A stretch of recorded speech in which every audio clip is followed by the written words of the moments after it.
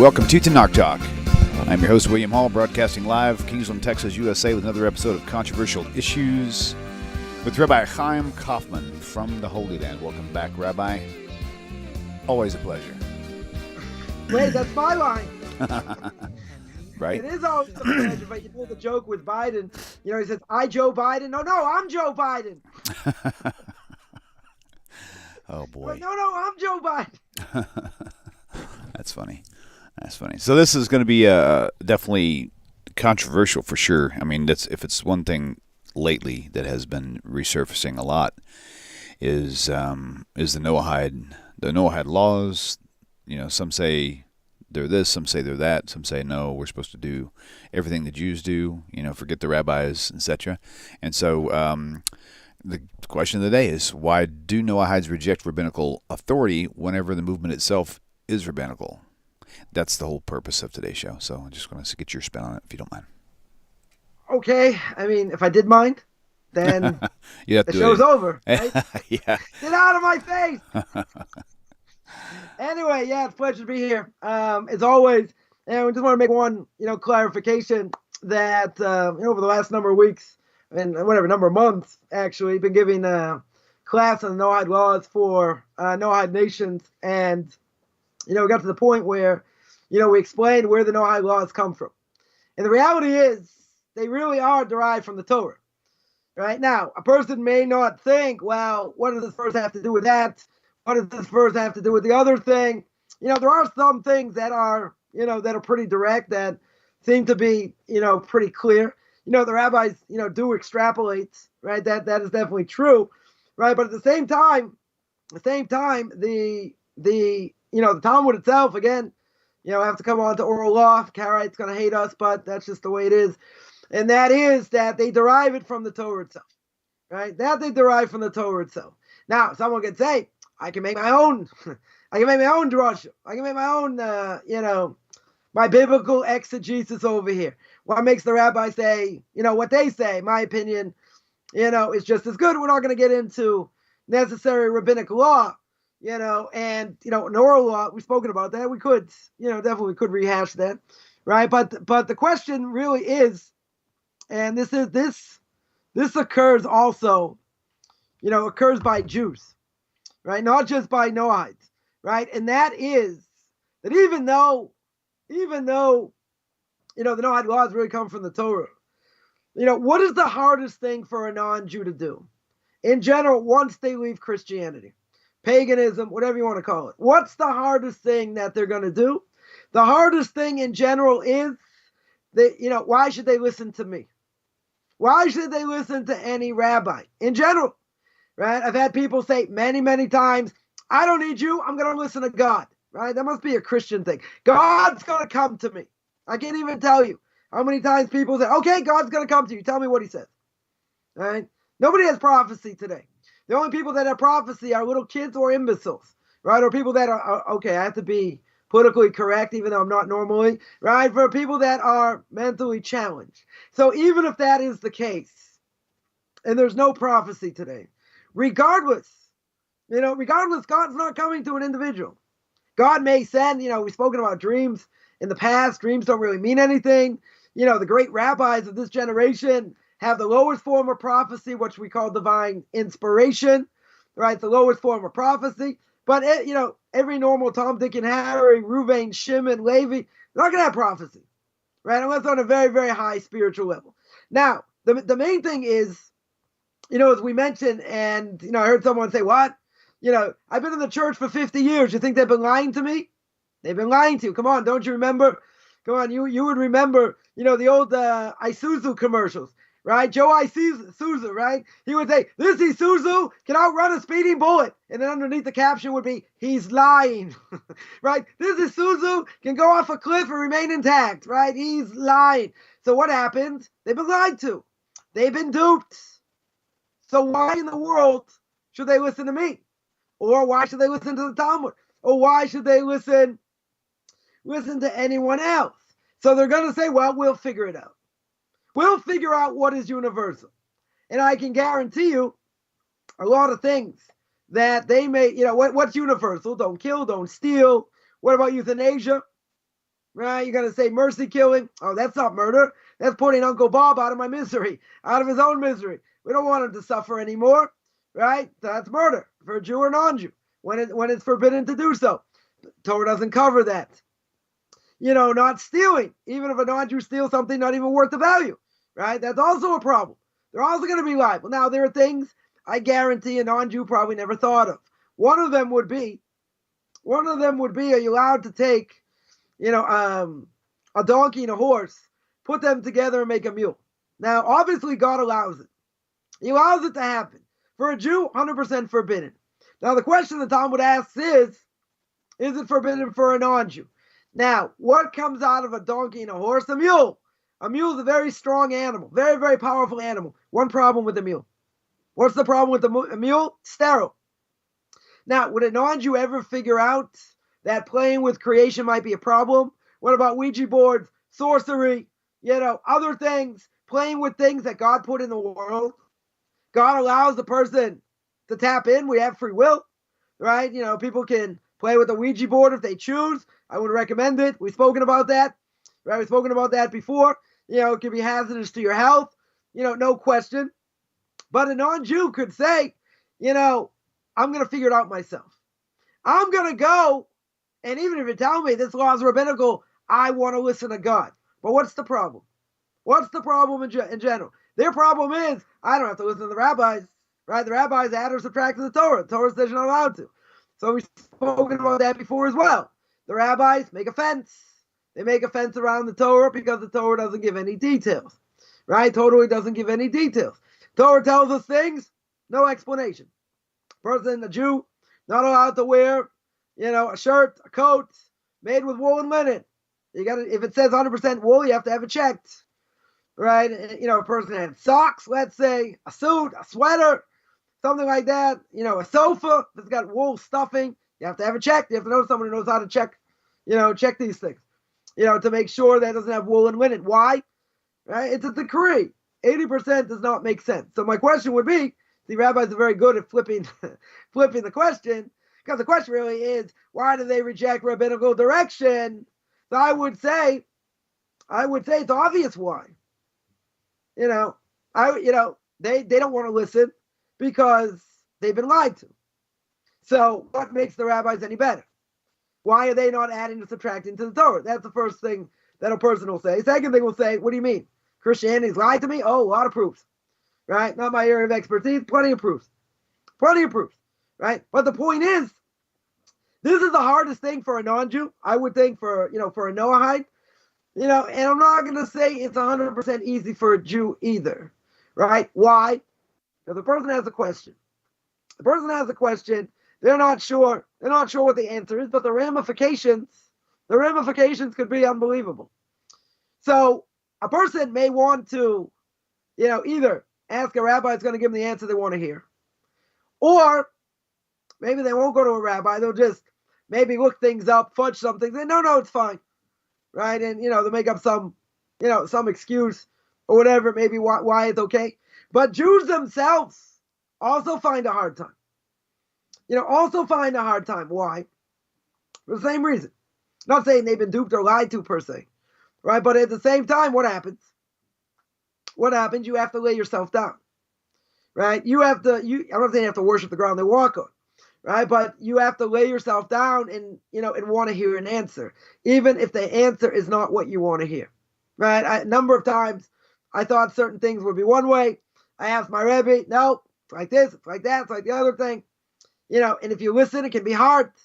It can be painful because there are certain things, let's say, certain leniencies maybe a person can rely on.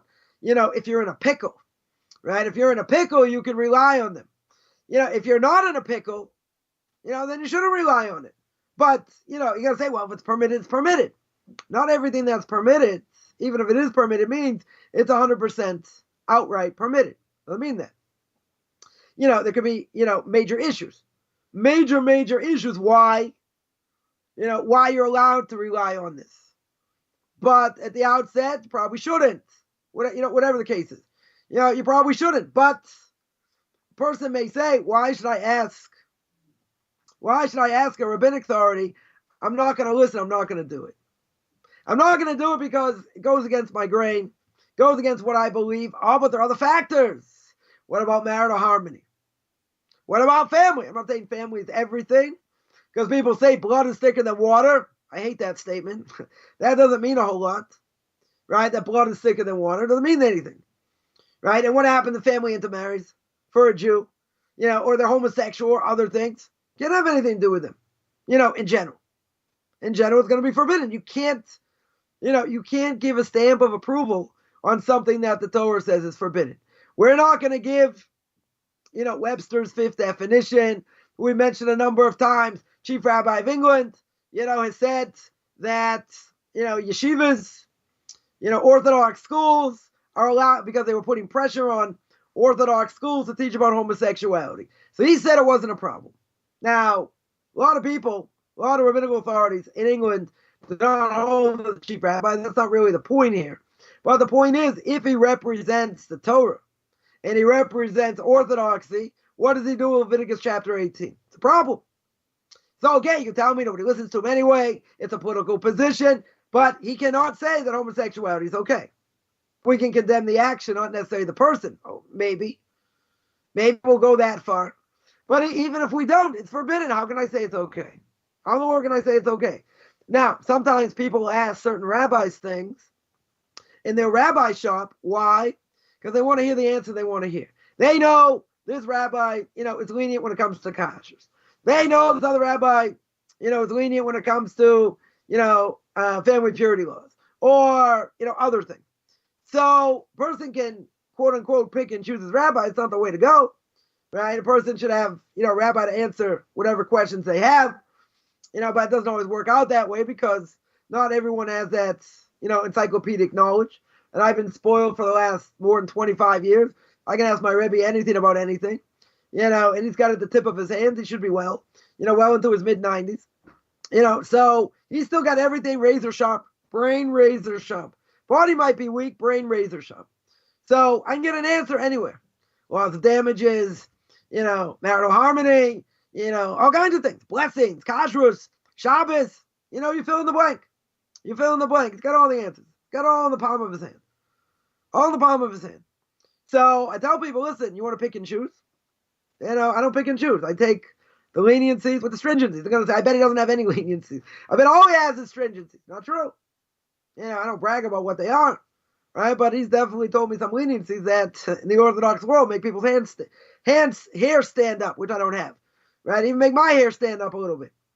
But I have to understand who he is.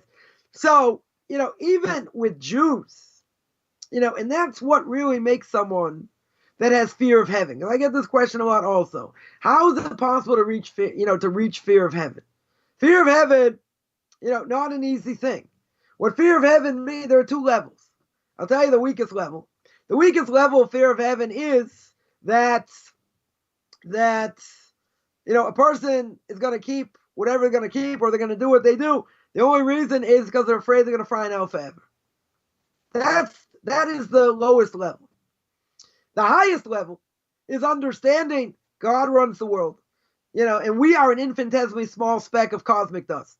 Which means that I live in a town, in a city, in a state, in a country, in a continent, right? We're getting smaller in a galaxy. We're at a galaxy far, far away. There are many galaxies. So what do we think? God really cares what I think. He cares what I do, obviously, because the Torah says it's reward and punishment. So, we have to think, God is the ultimate. God's in control of the rain. He's in control of the sun. He's in control of snow, all kinds of things. Right? Tsunamis, earthquakes. There's nothing that's outside of him. Otherwise, God would not have absolute power. Right? So that being said, who wants to ask the question to a rabbinic authority when the answer could go against what they think? When the answer could go against, I'm not going to say what they stand for, but they don't want to hear an answer that's going to go against. But what could happen? What very well could happen is that they could get poskin against. That the rabbi could say, no, this is the way I see it. This is the way it is. And you have an obligation to hold by what they say. Now, the question is, what if someone doesn't hold that? What if you hold someone disagrees? Now, it depends. If it's something where, the rabbi you asked made an egregious error. He made an error, let's say, in an explicit later commentary, or early commentator, or whatever it is, made a unbelievable mistake. So then, someone can uproot what they said, they can go to someone else. But if not, it does not allow me to pick and choose. Meaning, if a person goes to a rabbi, says, here's a piece of meat, this is what happened. Am I allowed to eat it or not? Rabbi thinks about it, says no. You go to another rabbi, says, am I allowed to eat this? Right? And he says, yes. You're not allowed to do that. Once you hear what the first rabbi said, you have to hold by what he said. Unless he made an absolute egregious mistake. If it's a difference of opinion among rabbinical authorities, that's a different issue. That's a totally different issue. But I told somebody many years ago I didn't have a merit, to vote in Israeli elections at the time, and people would say, oh, that great rabbi, this great rabbi, this other great rabbi, they all said to vote. So my answer was, I don't have a merit to vote. But even if I don't have a merit to vote, if I would ask my Rabbi, he would tell me not to vote. Okay, without even getting into that whole topic. So I said, I don't pick and choose. In other words, if you tell me to vote, I go vote. If he tells me I'm not allowed to vote, not allowed to vote. I said, if you tell me to hold by what these other rabbis say across the board, I don't have an issue. But picking and choosing is a problem. That the Talmud says outright is forbidden. Right? The Gemara says, first has one rabbi, it says forbidden, you can't ask someone else. You're not allowed to ask someone else. Unless you know they made a serious mistake. They didn't make a serious mistake, that's it. You asked the wrong person. They went against you. Or they said something you want to hear. But you know what? That's how we grow. That's what makes us who we are. So you're going to say, what? You follow blindly? What does the Torah tell me? You listen to the Kohen and the Levite in every generation, as it says in the book of Deuteronomy, and it says you don't go to the left or the right. In other words, if they say left is right, right is left, you still have to listen to what they say. So you're going to say, what? That's blind faith. See, people don't understand, people don't understand how it works. People complain, they say, come on, you're going to ask your rabbi about a question about a doctor, what having an operation? So the answer is, you got to go to a doctor. If you like the Vilna Gaon, Rabbi Elijah Vilna more than 250 years ago, he never went to doctors when he got sick. He had perfect faith. God took care of him. But someone who goes to doctors, someone who puts their best foot forward, not allowed to do that. Right? That's a false sense of emunah, for a false sense, of belief in God. So, when it comes to something like this, a person would go, you go to a doctor, you see what the doctor says, maybe you get a second opinion. And then before you make a decision, you speak to your Rav or whoever is going to give you the best advice. Now you're going to say, but he's not a doctor. Maybe he's practicing voodoo. What does he know? What does he know? Torah's all inclusive. That means they have a sixth sense. A sixth sense. Can't even say that 6 times fast or 10 times fast. They don't even have any alcohol. Right? But if a person, goes to somebody, they're relying on their expertise as having a very close connection to God, and God gives them information they wouldn't normally have. I'll give the following example. Someone once came to the Chazon Ish, Rav Avram Yeshaya Karlitz, a blessed memory, one of the Torah giants in Bnei Brak, here in Israel, right, the last generation. And someone was supposed to have brain surgery. He's supposed to have brain surgery. Went to the doctor. Doctor said, yeah, you got a tumor here. But, he looked at the scans, brought in other experts, this, that. Nobody could figure out where to do the incision. Because if they miss by a millimeter, they turn them into a vegetable. Right? So they didn't want to take responsibility. Because, it's kind of like playing that old game Operation. You touch the side, right? It's over. You can turn this person into a vegetable. Right? 100% a vegetable. So what did he do? So this person, he was very close to the Chazon Ish. The Chazon Ish, again, according to everybody, one of the Torah giants of the last generation. And he went to him and he asked the question. He said, this is a tumor, these are the scans. What should I do? The doctor says he can't operate. They have no idea what to do. Right? So Chazon Ish, what did he do? Took a piece of paper. He drew a brain. He drew a picture of a brain. Now, Chazon Ish, I don't think read any medical books. Right? Totally didn't read any medical books here, as far as I know. They're going to say, what? Someone's going to take such advice? Well, listen to the story. So he drew a picture of the brain, and he said, tell the doctor like this. Tell the doctor he should insert like this, go exactly in this place, and come out this way. He said, okay.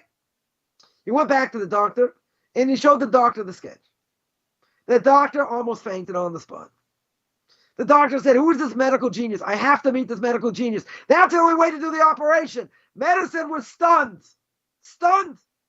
Right? All these experts didn't have an answer. Came from Chazon Ish. How do you know what to do? You can take what a birdie told him, right? Divine inspiration. Or he got other information. Whatever that other information was. Was not known to be, reading science books and always speaking to doctors and this and that. Could well he did, but I'm saying, in general over here, he had a sixth sense. More than a sixth sense. And the doctor, at that point, said, I have to meet this rabbi. I have to meet this rabbi. It's a medical genius. He's a medical genius. So he came and met the Chazon Ish, became a close disciple of the Chazon Ish, didn't do anything without him, and he saved the person's life. He saved the person's life based on what this rabbi said. Now, someone could say, come on, that was lucky. We don't believe in luck. Right? A person who's on a very high spiritual level, they can be on a very high spiritual level, and God gives them other information. God allows them to compound information, to bring back other things, other information, put all kinds of things together that most people can't do. And they're given different knowledge. I'm not saying they have to be geniuses. I mentioned earlier, my class earlier, that Rabbi Chaim Wasserman, Hashem Yikam Damoy, God should avenge his blood, was a very close disciple of the Chaim and one of the Torah giants of the last generation. And someone asked him, how'd you merit so much knowledge? How'd you merit so much knowledge? And to be, one of the disciples of Chaim. And he said on himself, I only had average intelligence. Okay. You only have average intelligence, so what happened? How could it be that he became as great as he was? So he answered in one word. The word was hasmada. What hasmada? Constant learning. Constant review. Learning around the clock. When other people aren't learning. Thinking, rethinking, rehashing, this, that. That's how he did it. It was a grind. But look what he merited. Now, does it help to have an illustrious pedigree? Yeah. Does it help to have, aunts, uncles all going the same path? Great rabbis and lineage? Yeah. And if does it have to have a photographic memory? Sure. Right? But a person has to put in the time. You have to put in the time. I remember learning, first time I was learning yeshiva. So I see a guy walking around, in the study hall, with a Talmud, with a tractate of Talmud on his head, balancing. I'm like, what are you doing? He goes, I'm hoping that the words are going to go in through osmosis. So I said, I think you got a better chance of sitting down and, hacking away. You got to put in the time. You got to put in the effort. You can have 1,000 people in the study hall. One person comes out, 1 in 1,000 comes out, one of the Torah giants of the generation. 1 in 1,000. Right? Why isn't it more? We are troubled by many things. We get lazy. We toil in this world. We get beaten down. There are many things. Bad habits, bad character traits. Torah, King Solomon says in Proverbs, it's something you have to search out that's greater than gold and silver. Right? Rubies, diamonds. I said many years ago, the heyday of Bill Gates. Right? I said many years ago, the way he was interested in making money and staying on top, working 16-hour days and all that. If we had that intestinal fortitude to be able to do that in Torah mitzvahs, we'd all be Torah giants. Right? We get distracted. We get lazy. You're going to say, well, we're not the same cut. It's hard to sit and learn all day. Right? I've heard people say, come on, all you did, for years, that's all you did. I said, you try it. 8 hours a day. Break your teeth. Try and understand. And you're not making much money. And try and have self-esteem and different things. It's got to be something while you're doing it. You're doing it because the whole point is to be close to God. Not only that, you're upholding the world. The first mission, Pirkei Avos. Right? Ethics of our Father says, what does the world stand on? Right? Torah, Avodah, Gimel, Chasadim. Torah obviously being Torah. Avodah either means prayer or sacrifices. And Gimel Chasadim means acts of loving kindness. But let's get to the first thing. That's what the world stands on. So the greater the person in Torah knowledge, the more he adds in his capacity. Right? There are things that my Rabbi told me that I was absolutely flabbergasted. Flabbergasted. I said, how in the world do you know that? He once told me, more than 30 years ago, he once told me, or more than 25 years ago, he said, when he was in South Africa, he had a disagreement between him and the doctors in South Africa. He said after 30 years, it's probably older now, probably 4 years, right? He says, the doctors in South Africa, agree, right? And for that, they call me Dr. Sternbuch. So I go, Rabbi, doctor? And he goes, no, there's the rabbi, there's the doctor. Never the two shall meet. I go, Rabbi, doctor? He goes, yeah, I got the point. I got the point.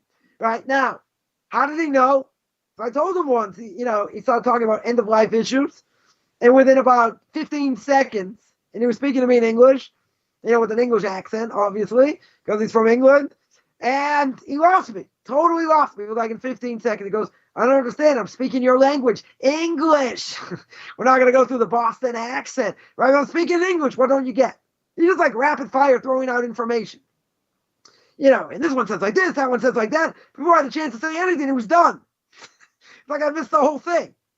So I told him once, I said, either you have an unbelievable library in the bathroom that I've never seen, or you got some, or you went to school or university or something where you have this uncanny knowledge about science. He's got a book, someone told me, they wanted to ask him about some medical issue. And he goes, I got a book on that. Wait a second. Takes out this book from a shelf. I never saw it. But he took out a book from a shelf. I said, okay, take this, take that, and take the other thing. So I said, let me see. So this person told me, so I said, well, let me see that book. He goes, no, it's my book. I don't show it to anyone. Right now, where did he get that knowledge? Where in the world did he get that knowledge from? I remember I asked him once, my wife asked him a question about health, and about soy and stuff and different things. Tell me how unhealthy it is, whatever. He's got his pulse on everything. Right? So I've been spoiled. Now, someone sees something like that. Now, he may be a little bit gruff, on the outside. Certainly changed my life. I don't have to go into that. But the point is, he's got this knowledge like I've never seen. And there are other Torah giants of generations. Nobody like him today. Somebody wanted me, to mention in one of my Q&As. Who's the greatest rabbi of this generation? Most people probably say Rav Chaim Kanievsky. Right, is the son of the Stipler, B'nai Brak, and others would mention my Rebbe's name. Moshe Sternbuch should be well. So someone told me recently, actually, it was relatively recent. They asked Rav Chaim Kanievsky in a question of halacha, who should I go to? Who's the authority to go to? He mentioned my Rebbe's name. So here's somebody who knows everything about everything, had a connection to the previous generation. The absolute miracle where I came from that had such a connection. But I'm telling you, he pulled out things no normal person. I'm not saying he's not normal, right? You probably say I'm not normal for a lot of things. And you probably say the same thing, right? No, anyway, it's my alter ego coming here, right? So the point is, he's got a certain knowledge that I've seen over time, over the last 25 years. And I was privileged to see things even a lot of his grandkids never saw. And it's uncanny what the information is that he has at his fingertips, right? So I always said, come on, where is that library in the bathroom? He's like, what are you talking about? Like, you have trouble sleeping at night? Like, what's your problem over here? Somebody like that, right? You come in contact with someone like that, that is clear proof God gave the Torah Mount Sinai. Because that doesn't make any sense logically. He told me, I'll give you one example. He told me a story. A Kohen comes to him, and a Kohen has a certain lineage. He can only marry certain people, right? He can't marry a divorcee. right? He has to marry someone that has the status of a zona, someone, wasn't promiscuous. It depends who they were promiscuous with, whatever. And he wanted to marry a certain girl. He was dating a certain girl. So the girl told him that she was with a certain person, right? That made her basically forbidden to a Kohen, right? So he believed her. Now that was a problem. If he didn't believe her, right, that'd be a different issue. But without even going into that, right? My Rabbi screamed at him, goes, "What'd you believe her for?" That was dumb. He said, "Okay." So my Rabbi thought about it after this guy started talking. And I'm driving him somewhere, and he says, "How do you know your mother didn't have relations with someone before she got married?" Which means that would make him a halal. A halal means a blemished Kohen he can't serve. So a blemished Kohen could marry someone of this status, right? Or convert, or divorcee, whatever. Wouldn't be a problem. So I was stopped at a red light. I looked at him. I said, are you crazy? That's what you said to someone? I said, if I would have said that, they would have taken a Louisville slug and hit me upside the head. They would have demolished me. He said, yeah, that's the difference between me and you. You want to hear the story? So I said, okay, tell me the story. And he went back. Sure enough, his mother said, yeah, she had been with someone, I guess, in university, right? It obviously wasn't her husband. And he had the status of a halal, so he was allowed to marry her. Now, he didn't give me any information what he spoke about. Now, it could be it was clear to him. He didn't tell me this. Could be it was very clear to him that, this woman probably was promiscuous. If she went to university, there's probably nothing to talk about, right? But he didn't tell me that information. So I asked him, come on, how did you know that? How did you know to ask that? He just looked at me and smiled. That was it. We continued on the way. Light turned green. We moved on. Right? Somebody like that's not normal. It's a different level of knowledge. Right? But someone's still going to say, but he's human. If you pinch him, he'll say, ouch. You smack him upside the head, he'll say, ouch. Don't do it. Right? Not a good thing. Right? He's human. That's true. I saw him eat. Saw him do other things. 100% he's human. And he lives in this world. But you know what? His mind's somewhere else. His mind is somewhere else in general. But he lives in this world. 100% lives in this world. Very practical. Very practical. He once told me, he said, people think, us rabbis, we have our head in our books, and we don't know anything else goes on in the world. I grew up in England. I know what goes on. I know the Queen is. I know the Queen. She used to give a whole sermon on December 25th. I go, really? What'd she say? I go, wait, come on, what'd she say?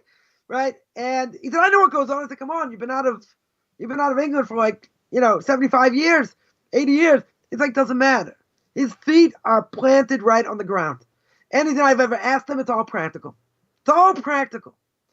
Now, why do I mention all that? Because if someone would see something like that, again, a person like that, can yell, can be a little bit gruff, very well could be. I mean, I may take after him in different ways. But, in general, someone has a question, they need an answer, they go to him. Right? They'll get an answer on the spot. And if not, they'll give an answer, relatively quickly. Over the last 25 years, weren't too many things I asked him he had to think about. Right? He's either written about it, spoken about it. He knows everything of everything. So a Noahide would never ask that question if they met such a person. If they hung out with such a person, they would never ask such a question because they see this person's I'm not saying he's God by any stretch. But you know what I worship? I worship the Torah that he knows. And the Gemara says the stupid Babylonians, that's the language of the Talmud, the stupid Babylonians stand up. They stand up for a Torah scroll, but they don't stand up for someone who represents a Torah scroll. So non-Jews have this issue. They have this issue. There's a trust issue, right? There's a definite trust issue, which I understand. And unfortunately, there's a lot of fraud in the Noahide movement, in the conversion movement. There's a lot of fraud that goes on. A lot of people should never be teaching. They shouldn't be opening their mouth in general. Again, not the topic for now. Speak about that by rogue rabbis, but, it does come under this topic a little bit. So you got to be careful who you trust. But what's the problem? They could get burnt. They could easily get burnt. But the main thing is they're coming out of paganism. They're coming out of Christianity. They've been lied for years. They've been lied to. They've been duped. And I've had many people tell me, Rabbi, I don't care. You just tell me what the Torah says. You just tell me what I have to keep. So sometimes, I tell them, there's an initiation rite.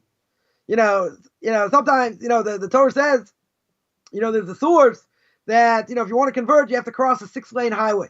kind of like playing that old game Frogger, right? If anyone remembers, right, on Atari or whatever, right? So some people say, can I do it in the winter? Do I have to do it in the summer? In the rain? Does it really matter?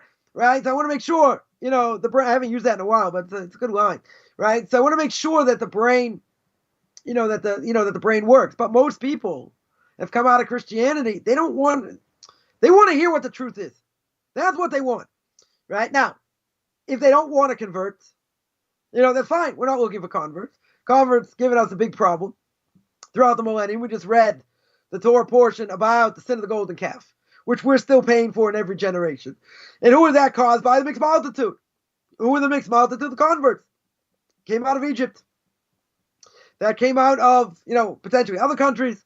Some say it was Egypt. Some say, it was other countries when they heard what happened to the Jewish people. Whatever it is. So now someone said, no, they don't want to convert. They can't convert. Whatever. Right? That doesn't really matter.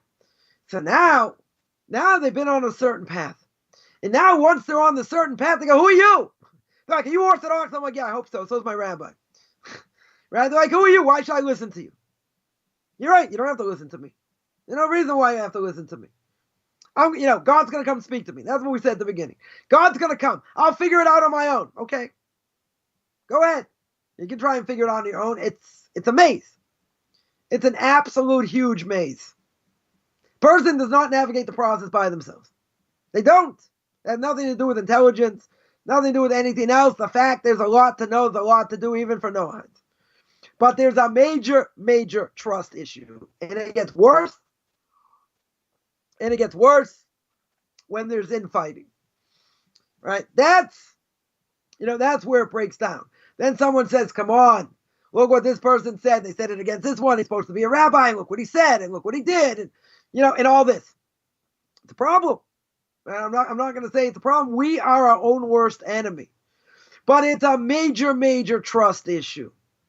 If I send someone information or they get to me, if they've seen some of my videos or whatever, it builds up trust, or they just hate me. It's one or the other. It's either you love me or you hate me, nothing in between.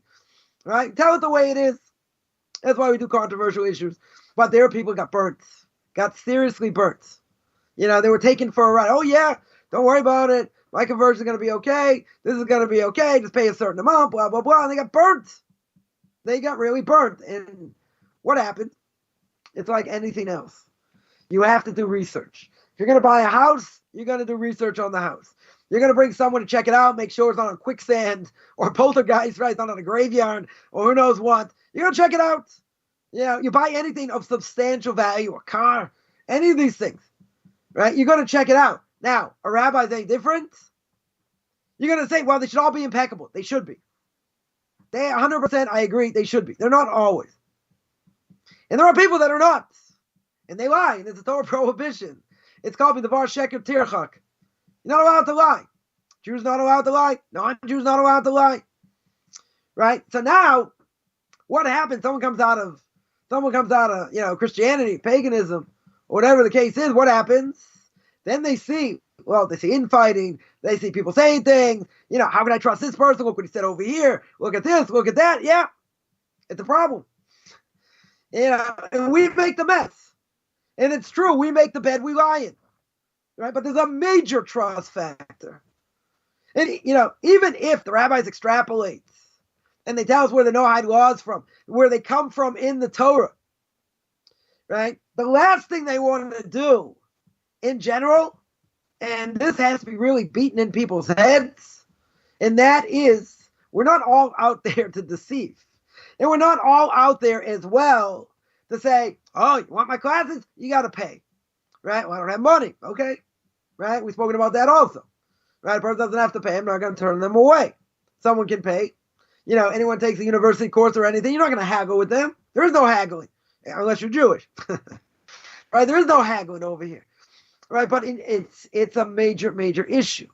Because now they see, forget all the bad blood and everything else that happened in the church. Now they see, what are we doing? What are we saying? We don't treat Noahides properly. I've heard people say that. We turn them away. We push them away. We say, fine, you want to do this? Convert.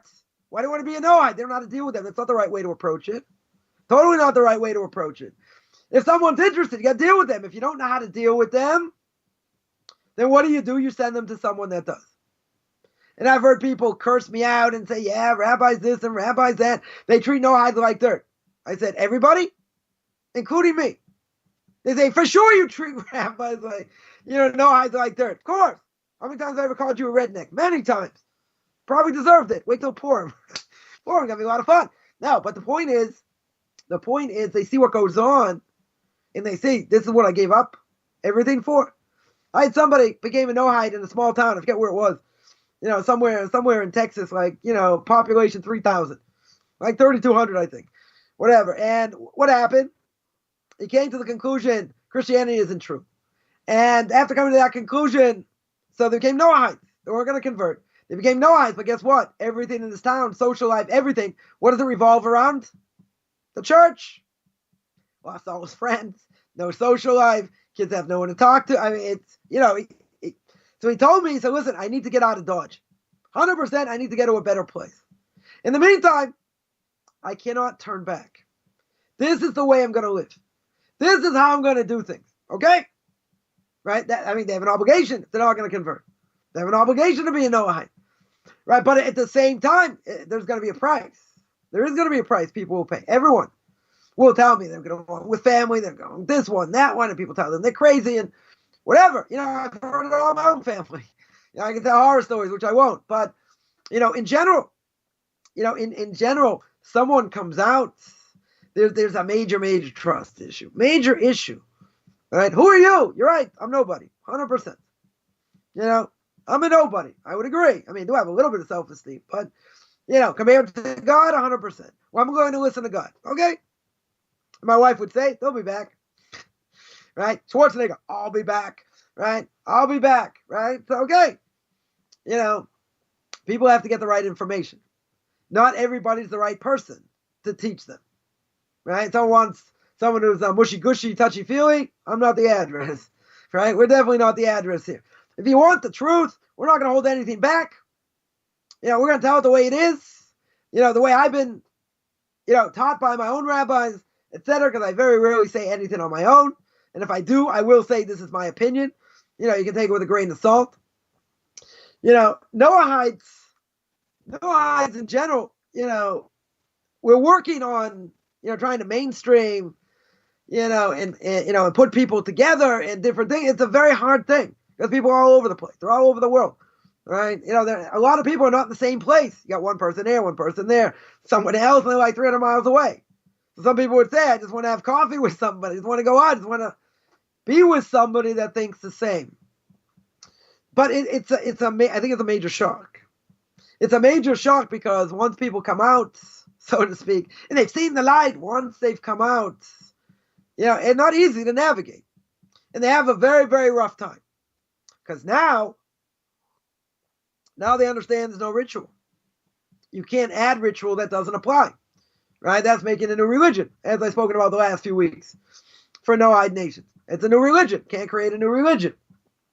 Christianity is a new religion. Rejects the Torah. Islam, same thing, and all these other religions. Right? That we say is forbidden. You're not allowed to reject Moshe Rabbeinu. You're not allowed to. So now they come out. Now what? Now what? They come with a lot of baggage, a lot of anger, different things, and then they see. Then sometimes they're going to see what happens, what real life, quote unquote, is. Because people make the mistake. I've spoken about this once, twice, 3 times. I can speak about it until tomorrow, but you're never going to give me the time of day because my name isn't Singer. But as it goes, someone comes in, and people think, I finally saw the truth. Finally came out of Christianity. I finally realized what absolute truth is. Why is it so darn hard? Why am I getting tossed around? Why people rejecting me left and right? Why is family out the window? Why is this? Why is livelihood out? All these things. It's going to be a combination of a million different things. So when a person sees the truth, God says, I'm going to make it so easy? No. Right? How do we know? We see very clear by the sin of the 2 sons of Aaron, Nadav and Avihu. And the Chaim HaKadosh, blessed memory more than 100 years ago, brings out a Korban Aaron. The Korban Aaron says, when you're closer to the king, you can get burnt. You can get burnt. But a person will say, come on. I'm working hard, I'm trying. Does it have to be that hard? I'm not saying it does. But evidently it happens. I don't know too many people became religious, became Orthodox Jews, changed their life and everything was good. They made a good living, they continued to make a good living. Family was fine, no issues. I don't know too many people like that. Because even if we're tossed around, what does God want? What does God want in general? He wants to see self-sacrifice. That's what he wants. He wants to see how much you're going to hang on for dear life. That is the, in this generation. The generation before the Messiah comes along with Israel Tauber, of blessed memory, right? One of the Torah giants of the last generation. He said clear what is going to be, in the last generation. Now, what's going to be the main thing we have to work on in the last generation before the Messiah comes? You know what's going to be? You have to work on Amunah B'Tachon.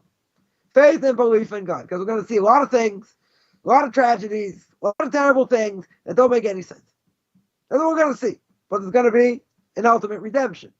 And hopefully we're going to be around, right, for that ultimate redemption, right? But the problem is God wants us to work on all this, even if it's hard, right? Even if it seems impossible. Does God ever put us in a situation we can't handle? No. Never. We may think we can't handle it. And people have gone through terrible things. Sickness, livelihood issues, family issues, everything combined. I don't know anybody who has it so easy. And if it would be so easy, who's going to choose it? Right? Look at Abraham. God chose Abraham. Everyone else had their pocket God. Here's Bob. Don't leave home without him. Everyone has his pocket God. And they asked him, hey, did you ever see him? No. You ever speak to you at this point? No. Right? He knows that there's a God because of world of design. So he knows that. And then what happened to him? Famine. Wife gets taken. He's got to save his, last remaining relative lots. Fight the 5 world powers. No problem. God saves, best for last, circumcision, the age of 100. So a lot of things like, hey, what do you think of my covenant? What a covenant. Where do I sign up? It's not about being easy. That's not the point. Point is we'll have trials and tribulations. And hopefully we can overcome them. And, and I'll say beyond the shadow of a doubt, a convert or a Noahide, if they want to succeed, the most important thing is not just knowing what they have to do. They have to have a mentor. Well, whether it's a rabbi, someone else, they have to have someone who they can go to, who they can get advice from. If that person can't answer them, they should send them to somebody else. Because the person's not going to have anywhere to go. They're not going to know what to do. And then they're going to see, as you mentioned at the very beginning, right? They're going to see, wow, some people keep the Noahides laws like this. Some people are more stringent like that. Some people, whatever. So what do I do? Who's right? You say it depends on who the rabbi is, right? Some rabbis will tell you, yeah, it's not a problem. Do all these things. Other rabbis will say, come on, Shabbos doesn't belong to a non-Jew. You want to light candles afterwards, this, that. Maybe let you do certain things, but you're not going to keep it like a Jew, no question, right? So, yeah, there are different of opinion. There are different opinions, 100%. 100% that's true. But for anyone to be successful in Torah and mitzvahs at whatever level, whether they convert or they stay in Noahide, in this case, they stay in Noahide, they have to get direction. They absolutely have to get direction. First thing I ever put on my blog was, I was speaking about conversion. Does the person think they can go through the conversion process by themselves? Answer, no. It's a hard process to navigate. I think Noahides in different ways are even more difficult, right? There's no ritual, very little ritual, if any. I'm not saying they can't pray. They can learn what applies to them. There's plenty what to learn, right? They just want to learn things that are forbidden. But in general, there's plenty what to learn. So, if that's the case, I keep people busy for the next 250 years, if I would have that strength. But the point is that nobody goes through this world without direction. You can't. Even someone who grew up as an FFB, someone who grew up from birth, right? Religious from birth. They also have to have someone they go to. There's no question. Person is going to be out of their league. They have a question. They don't know what the answer is. They can't go to Rabbi Dr. Google. right? Google doesn't have the answer. They have to go to somebody. They have to ask someone the question. That's how you grow. That's how you develop a connection to someone, right? So, someone who's big or maybe not as big or whatever. That's how you get somewhere. And I've seen more times than not, the people that say, God's going to decide between me and you. I'm only going to follow God. I'm only going to do this. Okay, it's all about you.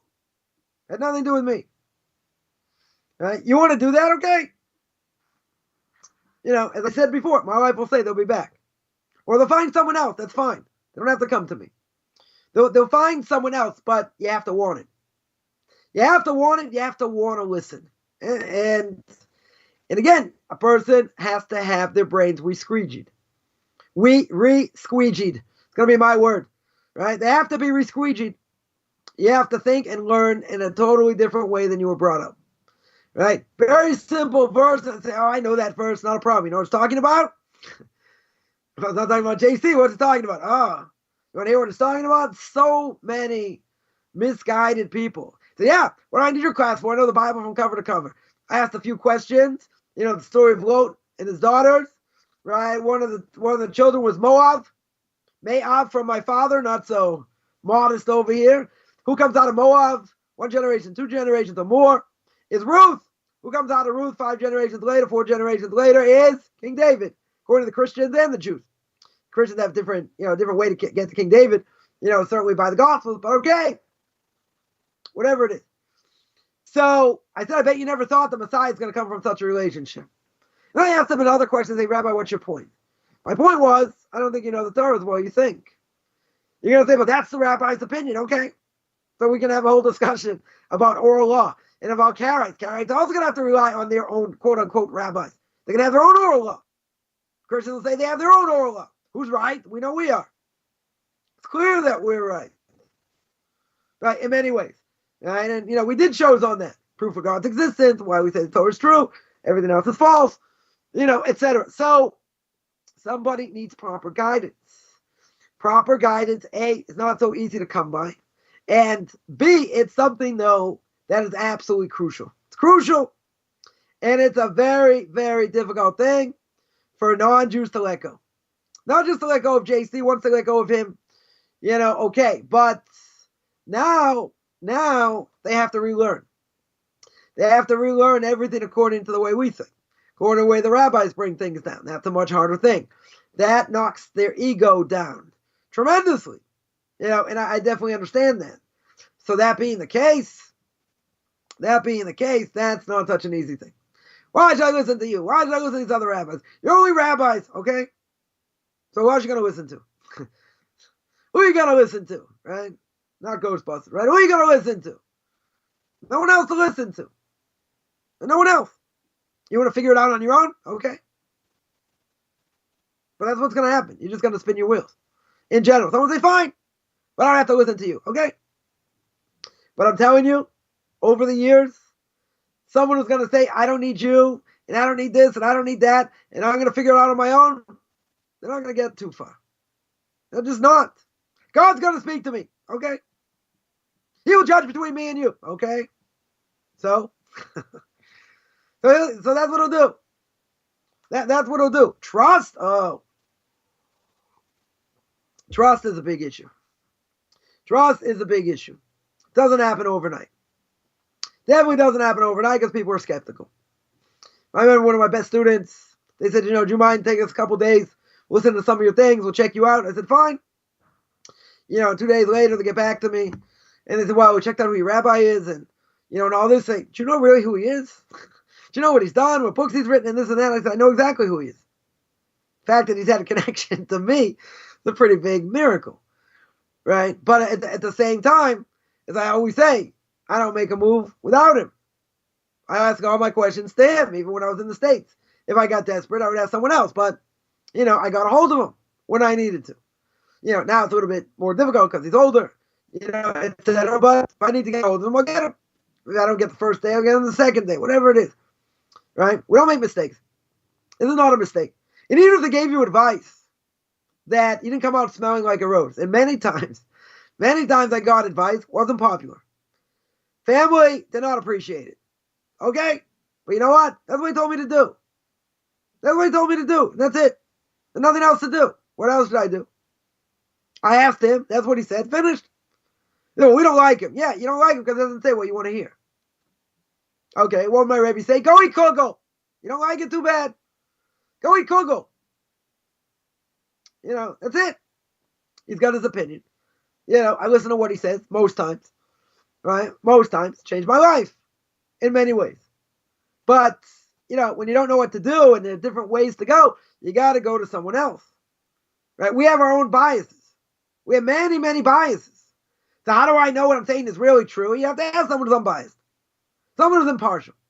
I'm not saying you need a Torah giant to the generation. Depends what the question is.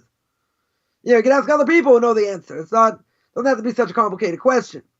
But I'm saying, anything I ever asked him, I hung on to like glue. Hung on like glue to it. And I asked him all kinds of things I'm not going to mention. I want to embarrass myself or him. Right? But, I wasn't afraid. Why wasn't I afraid? I'm not sure. Not exactly sure, but I got the, I asked him, what about this? What about that? And sometimes like, someone who understands English would look at me. I was like, let him answer. I want to hear the answer. So I'd say, so what's the answer? It would be yes, it'd be no, it'd be this, it'd be that. But, you don't get anywhere without it. And it's like we said, we can't overemphasize the difficulty. The difficulty in a person, I'm not saying a person, someone they go ask is a fraud. Right? We're not going to say that. But sometimes the answer is very hard to swallow. Sometimes I give people an answer, hit them right between the eyes. I said, but that's the answer. Sometimes God said it, we do it. We don't have any other answers.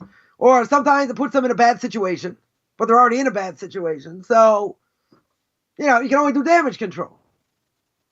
And I had to answer to other people, why'd he say this? And come on, it's crazy, it's fanaticism. Okay, call it what you want. I have big shoulders who to rely on. That's what I've been doing for the last, 25 years. Holding on to dear life or whatever he tells me, that's what I do. And I'll tell other people that's what he said. Not going to say everyone agrees, different things. But you have to put your trust in someone. Right? And if you don't put your trust in someone, you're going to spin your wheels. It'll be like, because I'm going to end, I see time is up, but see, we started late, so you're going to give me 30 seconds. Not even. Right? And that is if you're in a boat. If you're in a sailboat. No motor. And you throw the rudder overboard, where do you go? You go around in circles. Torah's the anchor. Right? Without Torah, we have nothing. Without rabbinic authority, we're lost. We're lost. And that's the bottom line, and I'll let you end with it. That's good. That was awesome. Very, very touchy, no doubt. I think it was handled well, and hopefully it'll give people more peace of mind on this never-ending issue that's happening today. So, but yeah, so that's it. So any hate emails, you send them to him, not a problem. Yeah, send them to don'tcallme@gmail.com. Hey, wait a minute. That's my email address. I just snorted. I can't believe I just snorted. That's you can't have the same one. Very good. Very good. Well, Rabbi, thanks again, and appreciate your time. Thank you all for tuning in. We'll see you soon once again on the other side. Take care, everybody. Shalom, shalom. Next show starts at 2:30, I think, with Dave on Mays. See ya.